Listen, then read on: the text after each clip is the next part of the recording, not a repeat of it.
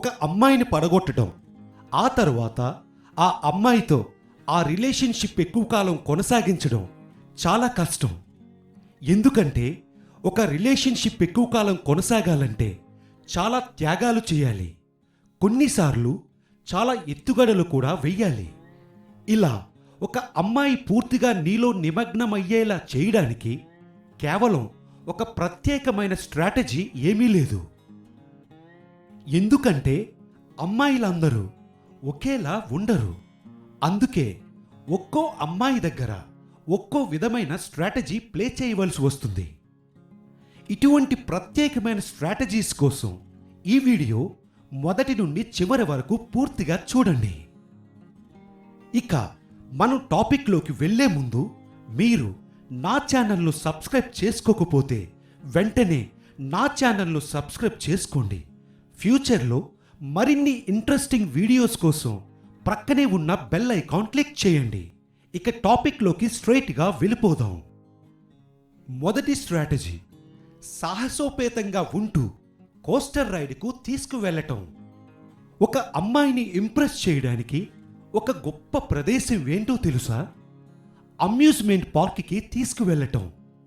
Scientific study ఏం చెబుతుందంటే మీరు ప్రేమిస్తున్న అమ్మాయికి ఆకర్షణీయంగా కనిపించాలంటే ఆమెను రోలర్ కోస్టర్ రైడ్కు తీసుకువెళితే మీరు మరింత ఆకర్షణీయంగా కనిపిస్తారట. దీని కారణంగా మీ భావోద్వేగాలు రీఛార్జ్ చేసుకోవచ్చు. అంతేకాకుండా మీ చేతులు అటూ ఇటూ విసురుతూ ఒక రొమాంటిక్ ఎక్స్పీరియన్స్ పొందవచ్చు. అయితే ఇక్కడ ఒక ముఖ్యమైన విషయం గుర్తుపెట్టుకోండి.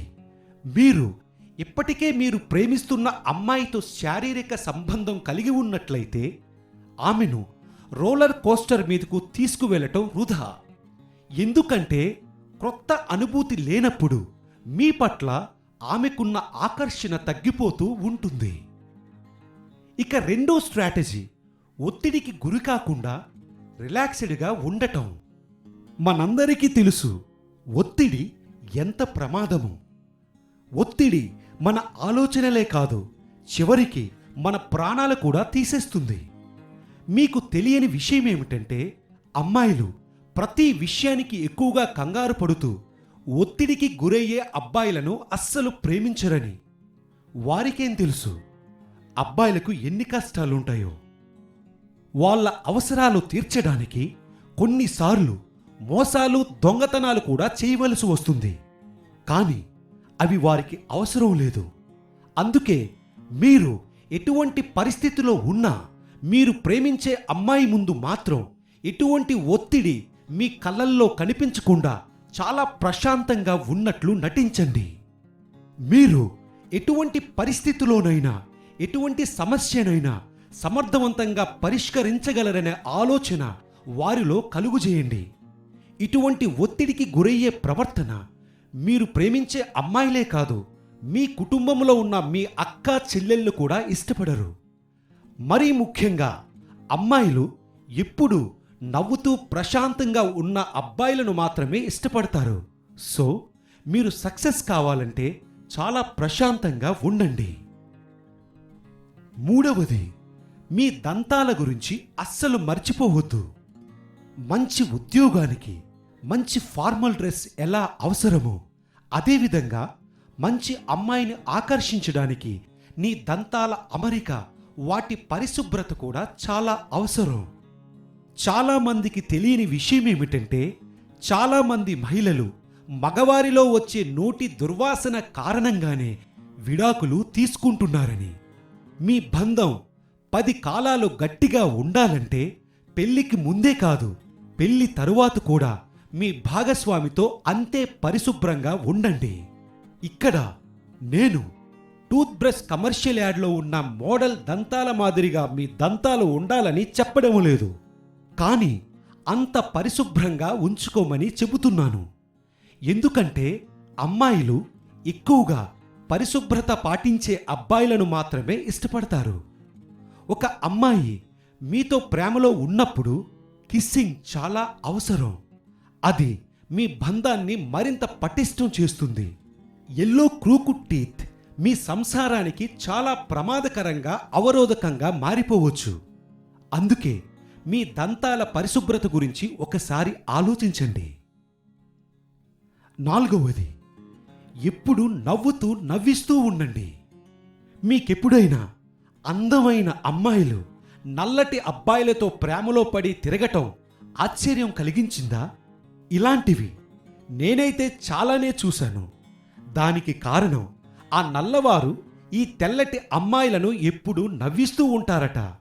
అంతేకాదు, వీరి ప్రక్కన వారు మరింత అందంగా కనిపిస్తారు కదా. అందుకే మీరు ప్రేమించిన అమ్మాయితో మీ ప్రేమ ప్రయాణం ఎక్కువ కాలం కొనసాగాలంటే ఖచ్చితంగా మీరు నవ్వుతూ నవ్విస్తూ ఉండాలి. అలా అని సమయం సందర్భం లేకుండా పంచులేస్తే మొదటికే ముప్పొస్తుంది. అందుకే మీరు జోక్ చేసేటప్పుడు సమయం సందర్భం కూడా చూసుకోండి. అమ్మాయిలు ఎక్కువగా నవ్వుతూ నవ్వించే వారినే ఇష్టపడతారు. 5వది, ఇంటెలిజెన్స్. అవును, భారీ శరీరం ఒక్కటే ఉంటే సరిపోదు. ఆ భారీ శరీరంలో తెలివైన తలకాయ కూడా ఉండాలి. తెలివైన అబ్బాయిని ఏ అమ్మాయి ప్రేమించదు? కానీ మీ తెలివితేటలు బయటపెట్టే ప్లాట్ఫామ్ దొరకడమే కష్టం. ఎందుకంటే ప్రతి ఒక్కరూ తమ విలువైన సమయాన్ని గంటల కొద్దీ కంప్యూటర్లు, ఫోన్లలో పాడు చేసుకుంటున్నారు. దీని కారణంగా ఒక అమ్మాయి అబ్బాయి మధ్య తెలివైన సంభాషణ జరగడానికి అవకాశమే లేదు. ఒకవేళ అబ్బాయిలు తమ ఆలోచనలు సరిగా వ్యక్తీకరించలేకపోయినా కనీసం టెక్స్ట్ రూపంలోనైనా మీ భావాలను సరైన క్రమంలో తెలియజేయండి. అమ్మాయిలు ఎప్పుడూ తెలివైన వారిని, కమ్యూనికేషన్ సమర్థవంతంగా జరపగలిగే వారినే ఇష్టపడతారు. ఇలాంటి విషయాల్లో బ్యాడ్ బాయ్స్ చాలా ముందుంటారు. అందుకే అమ్మాయిలను సొంతం చేసుకోవడానికి వీరికే అవకాశాలు చాలా ఎక్కువగా దొరుకుతాయి. 6వది, నిజాయితీగా ఆలోచనాత్మకంగా ఉండటం.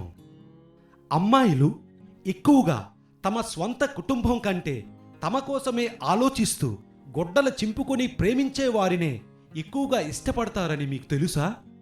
వారే మీ ప్రపంచం కావాలని కోరుకుంటారు. కనులు మూసినా కనులు తెరిచినా ఆమె రూపమే మీ మదిలో కదలాలని ఆశిస్తుంటారు. ఇంకా తన రూపాన్నే చూస్తూ కేవలం తను చెప్పే సొల్లు నిజాయితీగా వినే అబ్బాయిల కోసమే వెతుక్కుంటారు. ఇలాంటి విషయాల్లో బ్యాడ్ బాయ్స్ చాలా ముందుంటారు. అవకాశాలు కూడా వీరికే ఎక్కువ. ఎందుకంటే కోతికి కొబ్బరి చిప్ప దొరికినట్టు ఆమె ముందు కూర్చుని తమ పని పూర్తయ్యే వరకు నవ్వుతూ ఓపికతో వారు చెప్పేది వింటూ తమ గమ్యాన్ని చేరుకుంటారు. అందమైన రుచికరమైన జింకను వేటాడాలంటే పులికి ఓపిక చాలా అవసరం. 7వది, ఆమె ప్రత్యేకమైనదని ఆమెకు తెలియజేయండి. అబ్బాయిలకు ప్రత్యేకమైనవి చాలానే ఉంటాయి.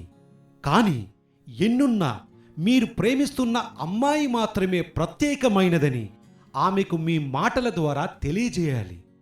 ఇలా చేయటం వల్ల ఆమెకు మీపై ఉన్న ప్రేమ మరింత బలపడుతుంది. ఇక 8వది, ఎమోషనల్గా మ్యానిపులేట్ చేయగలగటం.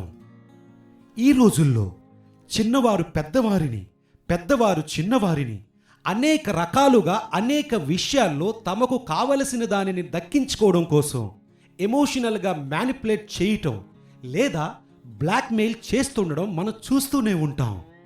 అదేవిధంగా మీకు నచ్చిన అమ్మాయిని వలలో వేసుకోవడానికో లేదా మీ బంధం మరింత పటిష్టం చేసుకోవడానికి ఖచ్చితంగా మీకు అమ్మాయిని ఎమోషనల్గా మ్యానిపులేట్ చేయగలిగే సత్తా ఉండాలి.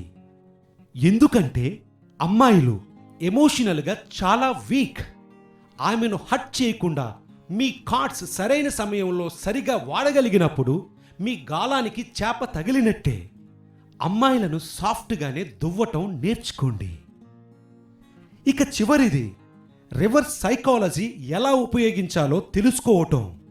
ఇటువంటి రివర్స్ సైకాలజీ తల్లిదండ్రులు పిల్లలపై, టీచర్స్ తమ స్టూడెంట్స్పై ఎక్కువగా ఉపయోగించడం మనం చూస్తూనే ఉంటాం.